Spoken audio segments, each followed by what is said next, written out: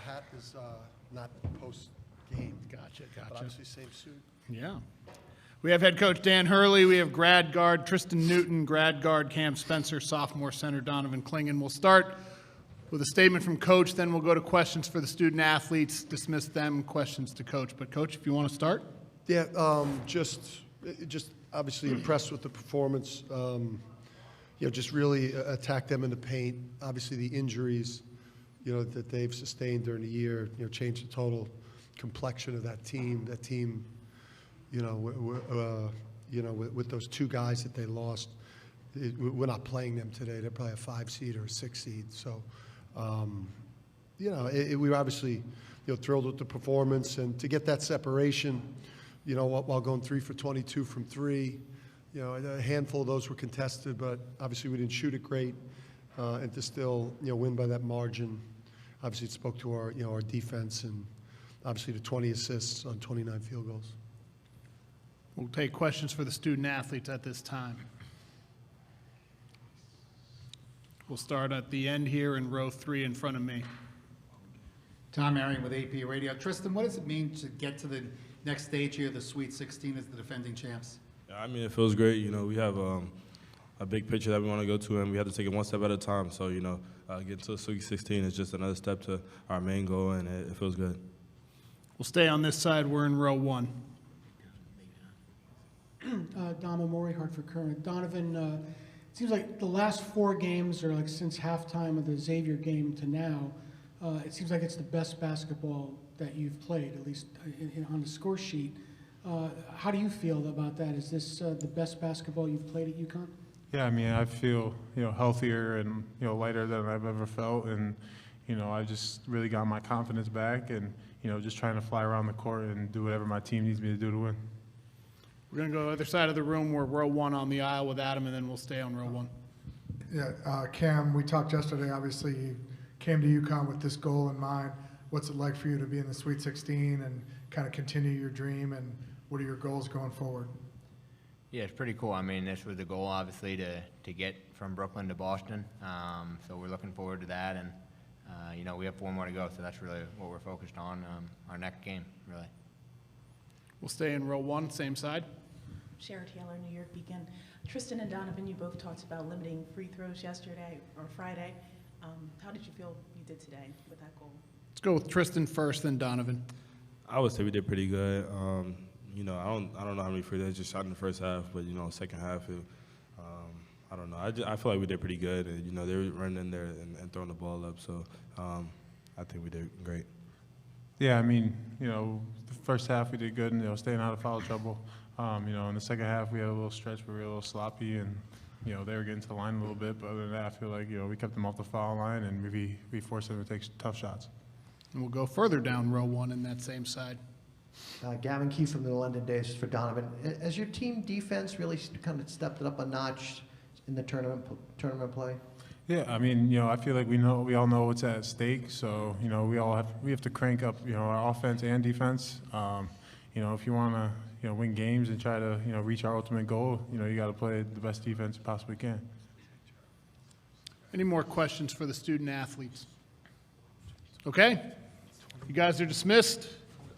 Congratulations. We'll see you in Boston next weekend. Oh, that's right. You just didn't get any rebounds. Questions for Coach Hurley. We'll start on this side. We'll start in row 4 on the aisle with Roger. Roger Rubin from Newsday. What's up, Roger? Dan, Big East, 3 teams, 6-0 now. You sort of thought at the end of the Big East Conference tournament that the idea of only 3 teams getting in was disrespectful, I think was your word. What do you understand about the Big East Conference that maybe the people on the selection committee did not? I mean, just the quality of the league. I mean, look what we've done in non-conference games. I don't know what our record is the last 2 years, non-conference, MTEs, NCAA tournament, and Seton Hall beat us by 15. And we've won 8 straight in this tournament, all by significant margins, and they were good enough to beat us, and they were, good enough to beat Marquette, and there should have been 5 or 6 Big East teams in this tournament.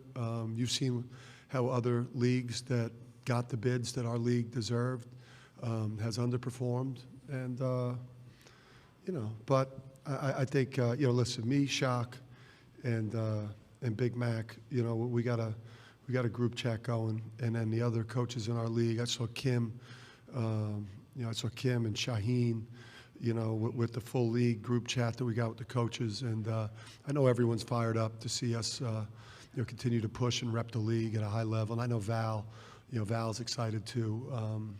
Obviously, the mistake was made.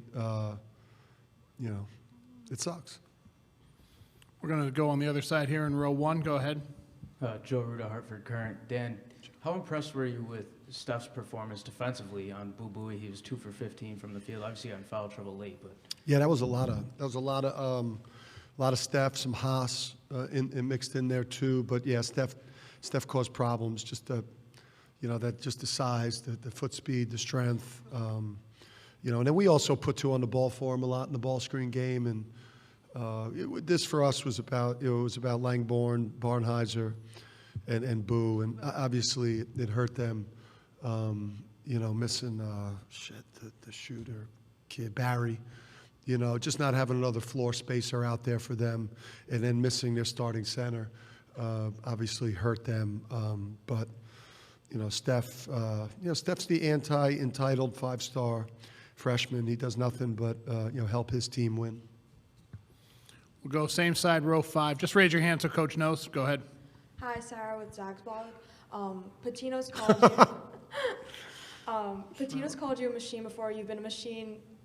Your team's like a well-oiled machine. You won by significant margins the past 2 games. Do you think that this significant margins is going to continue throughout the tournament? Do you think that you're going to continue winning by these large margins? I hope so. It's tough though. But again, you make yourself bulletproof when you could see the preparation. Again, the other day it was Kamani Young with the scout. Today it was Luke Murray. I mean, these are head coach quality, some of the best coaches in the country, not some of the best assistant coaches in the country, some of the best coaches in the country, period, that I have the luxury of having on my bench to prepare this team for these games. And we're bulletproof, again, elite offense, elite defense. Didn't love the offensive rebounding today and didn't love the second half defensive rebounding. But again, 20 assists, 7 turnovers. One player had 14, and 8. Point guard had 20 and 10. It's tough to lose when you have that level of quality. We'll go the other side of the aisle, also in the back row. Go ahead. Just raise your hand so Coach knows. Go ahead. Herbert Delancey, BESTM. Coach, how great was it to have the fans, even though it wasn't at the Garden, like you all do when you pack the Garden for the Big East tournament? How great was it to have the UConn fans come down to the Barclays Center here in Brooklyn? Yeah, it was better tonight. We had more of them in there tonight. That felt good. They showed up, and I know there are going to be a lot of them in Boston. I think it's going to double in Boston for us. I guess you could add Brooklyn to Store South now. I didn't know Brooklyn was a part of Store South, but I guess it extends from Manhattan to Brooklyn now. We'll go here in the front row. Jaden Daly, Daily Dose of Hoops. Dan, you've spoken about how underrated Tristan is all season. 2 tournament games so far this weekend. He's a plus 58. What about him gets overlooked in the stat sheets, and how much more has that helped your team over the last couple of years? Yeah, I mean, he's, again, like I've said, the NBA people, the right people value the size, the all-around game, the range on the shot, the competitiveness, all the winner qualities. And, he's in the process right now of putting together a resume as a guard. Obviously, we got a lot of work to do here, but you're talking about a guy that's got, he's got the Final Four, he's got the national championship, he's got the Big East tournament, he's got the regular season, he's got the first team All-American. Obviously, he got Big East Player of the Year, AP. He didn't get it from the coaches, but his 2-year run is, I mean, just at UConn in that uniform right now, it's as good as anyone's had, and UConn, I think, has had good guards. We'll stay on this side on the aisle, row 3. Jerry Beach from Field Level Media. You talked about a couple of the imperfections in the second half. Are those things you're going to focus on? I mentioned the guys the next few days. You try to become more bulletproof for the weekend in Boston? Yeah, I think so. I think, again, it's some of it, too, is like you're not going to win the game by 35 or 30 versus Northwestern with Chris and his culture and his staff is one of the best. And I think they lost one game by double figures this year. So you're talking about a team that's ultra competitive. Yeah, but they made some plays, and Langborn, we lost him a couple times for threes on some situations where I just think maybe we lost a little bit of focus and concentration. But I think it just had more to do with the heart of the Northwestern program and the pride and them refusing to have the score be disrespectful to their program. I think we have time for one more. We'll go down here in row 2. Coach David Gold, inside on you. After Friday's game, Ryan Langborn played a lot in the mid-range off the curls. Did you guys make an added emphasis to deny him and Brooks off the ball in the dribble handoffs to make sure he couldn't get to that mid-range game?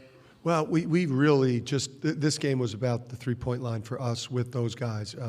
We went into it wanting to keep, Boo and Ryan and Brooks to less than 4 made threes between them, and we wanted to limit their attempts to 7.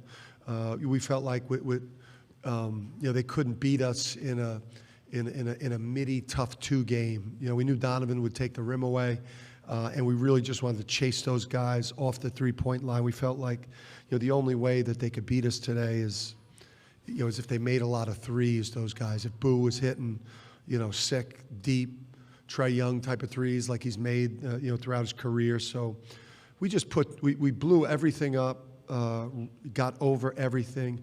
We're uber aggressive with our centers, and we're really just trying to funnel the ball to their 5 men. That was the game plan.